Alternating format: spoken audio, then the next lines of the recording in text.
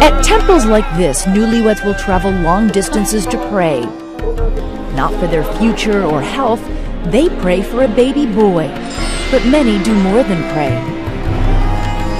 Down alleys like this are dozens of clinics making millions of dollars using ultrasound machines. Here, this modern medical device is being used as a weapon to carry out an ancient tradition.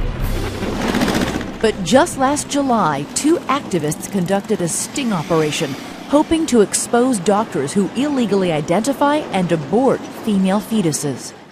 Posing as a husband and his 5-month pregnant wife, they came to hear their test results.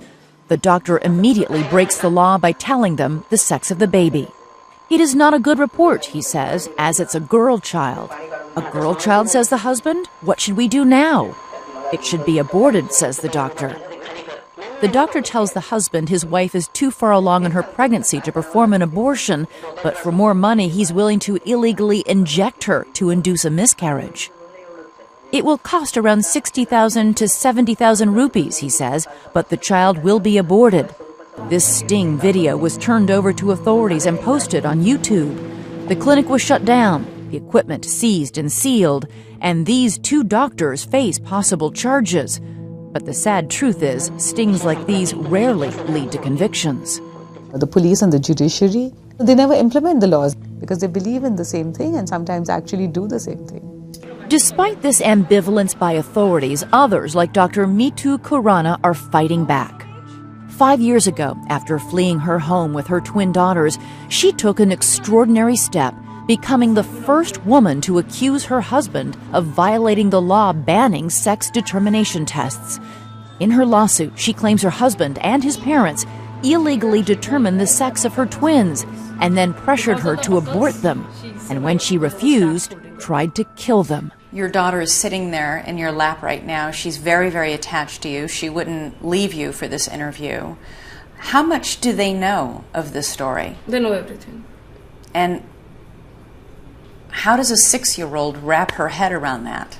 Somebody wanted to? She was sitting in my lap and she asked me that, Mama, could I have been killed when grandmama pushed me down the staircase? I said yes. So she just gave me a kiss and said, thank you, Mama, for saving me. That's it. 2 lives saved out of millions who perish every year. But her crusade has come at a cost. For speaking out, Dr. Khurana says she has lost her job and even received death threats. When we contacted her husband, he denied the allegations. Most observers are doubtful that even a woman of her stature will ever see justice. The reaction of almost all the authorities here was that it's me who is the criminal. So how many years have you been fighting this case already? Almost 4 years, 3 to 4 years. How long are you willing to fight? As much as it takes. Because my fight is that if this all can happen with a doctor, a pediatrician, how do I safeguard them when they get married?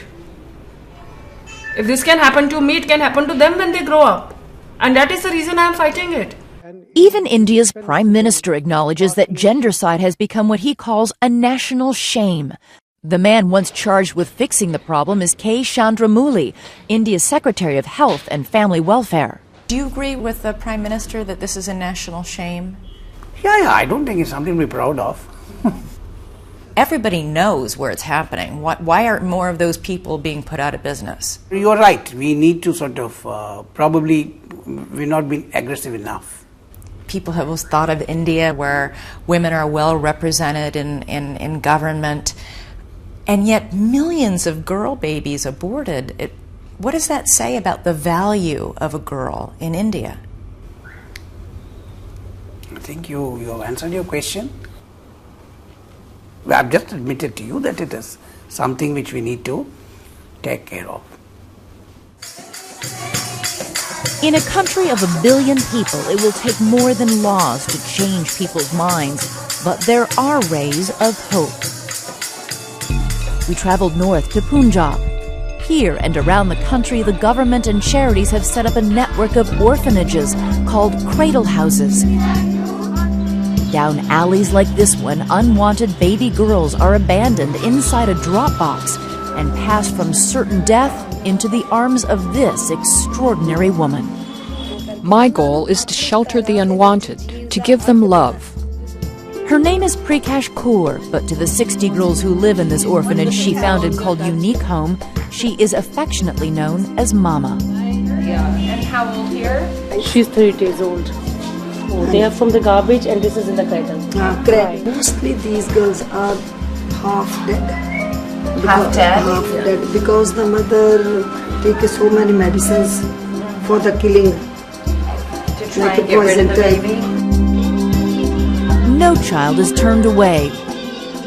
These close quarters, which are immaculate, will be their home until they can make their own life choices.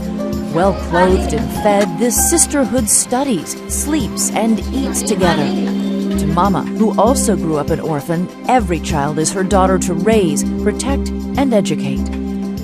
It's important to empower and embolden these girls to make them stronger, so one day when they give birth to a baby girl, they will not give in to the pressure to play with nature. They should understand whatever their moms did to them, they should not do to their own daughters. She does not allow the girls to be adopted for fear that the outside world will again abuse or neglect them. Here, these girls, who were found in wells, drains, and dustbins, are safe, and I am their mother. My life is like a diamond, a priceless gift which God has given me. Lucy Singh is 19 years old and has lived at Unique Home since the day after she was born. She attends college and wants to be a teacher. She calls Prakash Kaur her mom, her dad, her everything. I feel I am the lucky one. None of these children know their real birth date, so each year they celebrate one giant birthday together. It is a haven from an outside world that would prefer they had never been born. Gandhi once said to call woman the weaker sex is a libel. It is man's injustice to woman. What kind of world do you hope your daughters will grow up in and be young women in one day? Where at least being a female is not a crime. At least the right to life that is being denied only because you're a female.